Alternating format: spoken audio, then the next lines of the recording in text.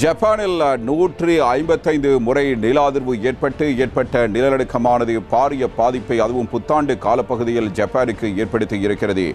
குறிப்பாக 80க்கும் மேற்பட்டோர் இதில் நேரடியாக உயிரிழந்திருப்பதாக கூறப்பட்டிருக்கிற நிலையில் 200க்கும் மேற்பட்டோர் காணாமல் போயிருப்பதான தகவல்களும் செய்திகளாக வெளியாகி இருக்கின்றன.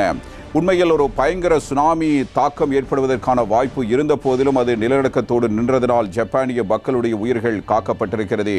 இதே நேரத்தில் ஜப்பானில் இன்னும் ஒரு அசம்பாவிதம் இடம்பெற்றிருந்தது. இந்த நிலநடுக்கத்தால் பாதிக்கப்பட்ட மக்களுக்கு உதவிகளை வழங்குவதற்காக தயார்படுத்தப்பட்ட ஒரு சிறியரக விமானமும் அதே நேரத்தில் பயணிகள் விமானம் ஒன்றும் நேருக்கு நேர் மோதிக்கொண்டதில் ஒரு பாரிய விபத்து ஏற்பட்டு 2 விமானங்களும் தீப்பிடித்து எரிய துவங்கின. நல்ல வேளையாக பயணிகள் விமானத்தில் பயணித்த எவருக்கும் எந்தவித பாதிப்பும் ஏற்படவில்லை. ஆனால் நிவாரணப் பொருட்களை கொண்டு செல்வதற்காக தயார் நிலையில் வைக்கப்பட்டிருந்த விமானத்தில் இருந்த 5 பேர் உயிரிழந்திருப்பதான செய்தி தரப்பட்டிருக்கிறது. விமானி கடும் காயங்களோடு உயிர் தப்பியிருக்கிறார் என்ற செய்திகளும் அங்கிருந்து கிடைத்திருக்கின்றன.